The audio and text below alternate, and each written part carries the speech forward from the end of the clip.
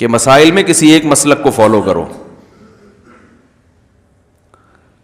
لوگ مجھ سے مسئلہ پوچھتے ہیں جی ولی کی اجازت کے بغیر نکاح. میں کہتا ہوں جائز فقہ حنفی میں جائز ہے. بھائی میں تو شافعی فقہ کو فالو کرتا ہوں, میں تو اہل حدیث ہوں, تو کہتا ہوں آپ کے لیے جائز نہیں ہے ولی کی اجازت کے بغیر نکاح. کہ کس کی رائے زیادہ قرآن مجید اور سیرت النبی کے ساتھ ہم آہنگ ہے, بنیادی مقاصد جو دین کے ہیں ان کے اعتبار سے کس کی رائے اقرب ہے, یہ ہوگا اصل کرائیٹیرین. البتہ کسی وقت آسانی والی بات بھی حرام نہیں ہوگی کہ یہ سمجھا جائے کہ آج کے حالات ایسے ہیں, اس میں امت کے لیے اگر کوئی سہولت کا راستہ نکل سکتا ہو تو جو اگر کسی جگہ پر وہ سہولت کا راستہ ہے within the limits of the شریعہ, کہ یہ چاروں ائمہ جو ہے جب ہم یہ تسلیم کر لیتے ہیں کہ یہ شریعت کے دائرے سے باہر نہیں ہے, لیکن یہ کام بھی اصحاب علم کے کرنے کا ہے. یہ بھی صرف ایک ذاتی طور پر ایک شخص فیصلہ کر لے کہ جو چیز اسے آسان نظر آتی ہے وہ اختیار کرے تو یہ ایک غلط اس کا رخ ہو جائے گا. یسر جو ہے وہ پسندیدہ شے ہے, یسروا ولا تعسروا, حضور کی حدیث ہے, آسانی پیدا کرو اور سختی نہ کرو. لیکن یہ کس کو کہا جا رہا ہے؟ اصحاب حل عقد کو. جو اصحاب الحل والعقد ہیں یہ ان سے خطاب کر کے یسروا, وہ بیٹھ کر سوچیں کہ اگر امت کے لیے, عوام کے لیے, لوگوں کے لیے آسانی کا راستہ دیا جائے کہ لوگ خام خواہ جو ہے غلط راستے سے بددل ہو کر پریشان ہو کر کہیں شریعت کے حدود ہی سے نہ نکل جائیں, تو شریعت کے حد کے اندر جہاں تک ان کے لیے آسانی و فراہم کی جائے تو اصحاب الحل والعقد کے سامنے یہ بھی بات رہے تو کوئی حرج نہیں ہے, کوئی بری بات نہیں ہے. لیکن یہ ہر شخص کے انفرادی طور پر کرنے کا کام نہیں ہے. بولے لیکن ایک پہ چلنا, یہ خود ایک مثال دے رہا ہوں میں. اچھا چاروں نے دین کو پیش کیا یا اپنی خواہشات کو, اپنی رائے کو پیش کیا؟ بتائیے مجھے. دین کو پیش کیا. جب دین کو پیش کیا تو پھر کہاں پیش کیا؟ جہاں واضح قرآن کی آیت تھی؟ نہیں. جہاں واضح حدیث تھی وہاں بھی اپنے طور سے پیش کیا دین؟ نہیں.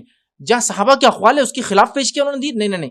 انہوں نے تو کیا کیا, جب قرآن میں کوئی چیز نہیں تھی, حدیث میں نہیں تھی, اقوال صحابہ وغیرہ نہیں تھا, تو انہوں نے اپنی رائے رکھنے کی کوشش کی. تو مسئلہ آتا ہے ان مسائل میں ان کا ہم کو قول لینا پڑتا ہے ائمہ کا جہاں قرآن حدیث صحابہ وغیرہ خاموش ہے. تو چار امام ہیں جو میں اول ذکر کیے, عقائد کے لحاظ سے ان میں کوئی بھی اختلاف نہیں ہے, صرف فقہی اختلاف ہے. تو چنانچہ اگر کوئی ایسا شخص ہے کہ جو ان چار اماموں میں سے کسی ایک کی تقلید کرتا ہے اور اپنے امام کو چھوڑ کر انہی چار میں سے کسی کی تقلید کرنا چاہتا ہے, تو چونکہ ان کے درمیان عقائد کا کوئی اختلاف ہی نہیں ہے تو وہ بالکل کر سکتا ہے. سوچ سکتے ہیں کہ امام مالک کیا کہتے ہیں کہ میری بات جب حدیث کے مخالف ہو تو دیوار پہ مار دو.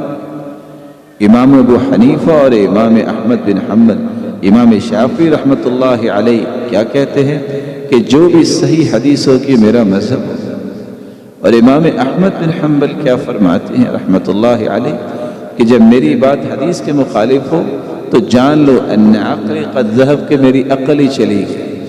اس لیے اللہ تعالیٰ سے دعا کیجیے اللہ امت کو لڑائیوں سے بچائے, فساد سے بچائے, محبت کے ساتھ, احترام کے ساتھ, خالص کتاب و سنت کی روشنی میں زندگی گزارنے کی توفیق عطا فرمائے. کیا ان ائمہ نے فرقے بنائے تھے یا کوئی ائمہ نے نہیں بنائے, یا کوئی شرع یا کوئی فقہ کام؟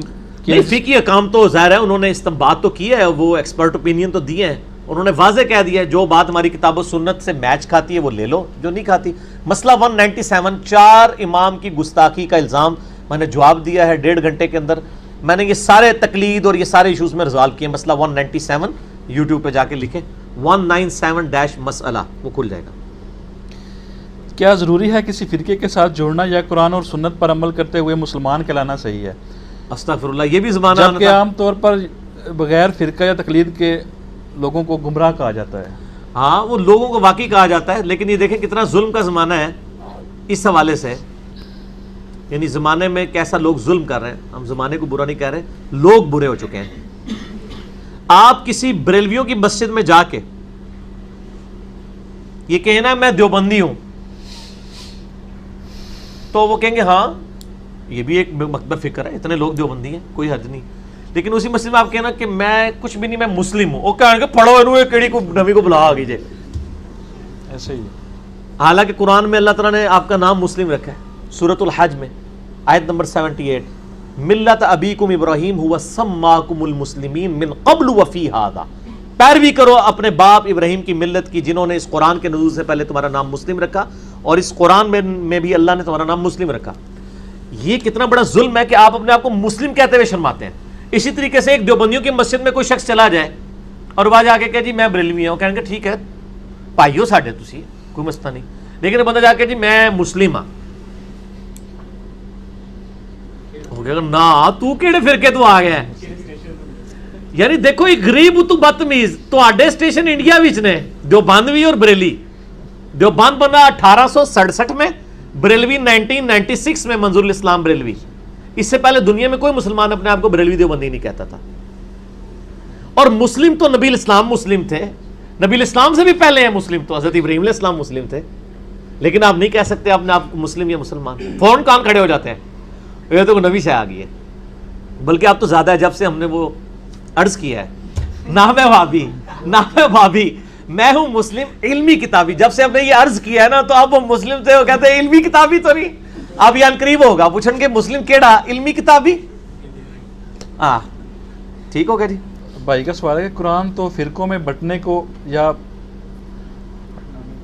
بنانے کو پسند نہیں کرتا، بلکہ ان کے لیے تو وعید سناتا ہے، تو کیا سب پر عذاب ہوگا جنہوں نے فرقے بنائے ہوئے؟ تو ہمارے علماء پسند کرتے ہیں نا فرقے بنانا۔ نبی الاسلام کے اوپر اس کو جھوٹا الزام لگاتے تھے کہ نبی الاسلام نے فرمایا تھا، وہ آپ نے تو خبر دی تھی۔ صحیح مسلم میں یہ بھی حدیث ہے کہ قرب قیامت میں عورتیں ایسا لباس پہنیں گی گویا کہ ننگی نظر آ رہی ہوں۔ اس کا یہ مطلب تو نہیں کہ اپنی عورتوں کو ننگا لباس پہنایا جائے۔ تو میری امت فرقوں میں بٹے گی، یہ خبر تھی کہ بچنا ان کاموں سے، اور قرآن نے تو واضح کہا وَاعْتَصِمُوا بِحَبْلِ اللَّهِ جَمِيعًا وَلَا تَفَرَّقُوا، اور ان الذین فرقوا دینہم وکانوا شیعا، بے شک جن لوگوں نے دین میں فرقے بنائے اور گروہوں میں بٹ گئے، نبی علیہ السلام آپ کا تو ان سے تعلق ہی کوئی نہیں ہے۔ تو ہم یہی تو رونا رو رہے ہیں، میرا تو ہر لیکچر ہی اس کے اوپر ہے۔ یہ تو ان کو سمجھانا چاہیے جنہوں نے فرقے بنائے ہیں انڈیا کے شہروں کے نام کے اوپر۔